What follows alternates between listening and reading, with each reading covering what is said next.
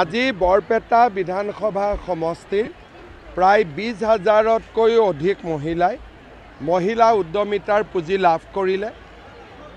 সমগ্ৰ অসমতে 12 লাখতকৈও অধিক মহিলা উদ্যমিতা পুঁজি লাভ কৰিবলৈ সক্ষম হৈছে।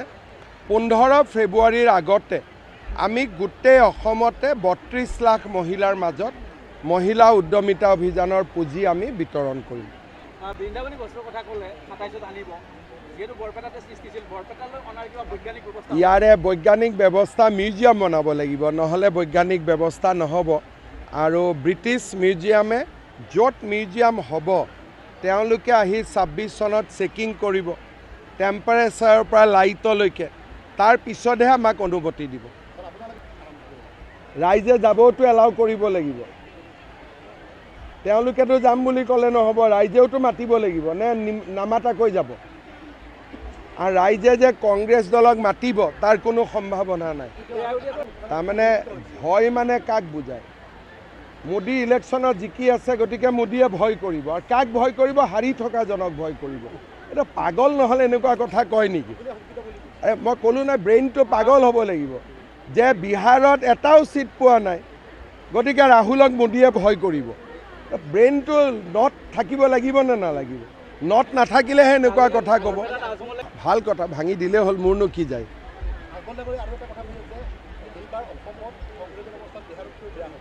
মই এটাই কথা ক'লোঁ যে বিহাৰত গোটেই কংগ্ৰেছৰ MLA এখন ইনোভা গাড়ীতে হৈ যায়, মাত্ৰ 6টা MLA। গতিকে আমাৰ অসমত কিজানি তাতকৈও বেয়া হয়। সেইকাৰণে এতিয়া ৰখি থাকক ইলেকশ্যনলৈকে। এফালৰ পৰা এভিকশ্যন হৈ আছে, বৰপেটাৰো লিষ্ট আছে, ডাঙৰ এভিকশ্যনে হ'ব বৰপেটাত।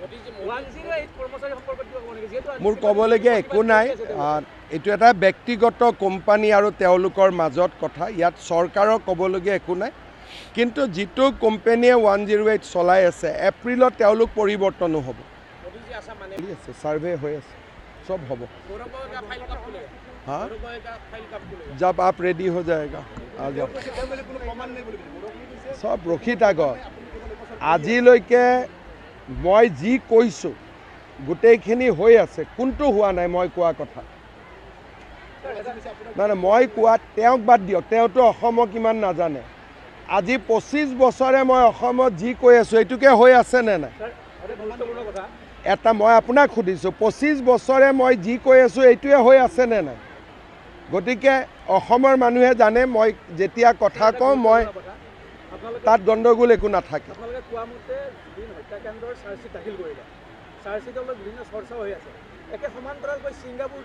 চাওক, ছিংগাপুৰৰ বিচাৰ প্ৰক্ৰিয়া বেলেগ, ভাৰতৰ বিচাৰ প্ৰক্ৰিয়া বেলেগ। ছিংগাপুৰৰ কোনো পুলিচ অসমত আহি ইনকুৱাৰী কৰা নাই যে জুবিনৰ বিহুৰ ফাংচনৰ টকা কোনে খালে। ছিংগাপুৰৰ পুলিচটো ইয়াত অহা নাই। গতিকে আমাৰ পুলিচ কিন্তু ছিংগাপুৰত গৈছে। গতিকে তদন্তটো কাৰ ভাল হ'ব? তাৰ লগত ভাৰতৰ আদালতে ছিংগাপুৰৰ আদালতৰ তলত নহয়। ভাৰতৰ আদালত সৰ্বোচ্চ। ভাৰতৰ আদালত ছিংগাপুৰৰ আদালতৰ তলত নহয়। গতিকে আমাৰ ন্যায় প্ৰক্ৰিয়া বেলেগ, ছিংগাপুৰৰ ন্যায় প্ৰক্ৰিয়া বেলেগ। গতিকে এছাম লোক আছে খালি কনফিউজন কৰি থাকে। আৰু তেওঁলোকে আচলতে জুবিনে ন্যায় পাব লাগে নে নালাগে তেওঁলোকৰ মোৰ মাজে মাজে ডাউট হয়। তেওঁলোকে এতিয়া এটা কামতে লাগি আছে যে উইক পইণ্ট উলিয়াই দিয়ক যাতে আছামী কেইজন মুক্ত হৈ যায়। আমি আছোঁ আছামী কেইজনে শাস্তি পাব লাগে। কিবা যদি উইক পইণ্ট আছে হয়তো ক'বহে নালাগে যাতে আছামী কেইজনে শাস্তি পায়। কিন্তু তেওঁলোকে যি ধৰণে কৈ আছে তাৰ পৰা কি বুজা যায় যে আছামী কেইজন মুক্ত হ'ব লাগে আৰু মুক্ত হ'লে হিমন্ত বিশ্ব শৰ্মাক ধৰিম। তেওঁলোকৰ টাৰ্গেটটো জুবিন গাৰ্গ নহয়, তেওঁলোকৰ টাৰ্গেটটো হিমন্ত বিশ্ব শৰ্মা।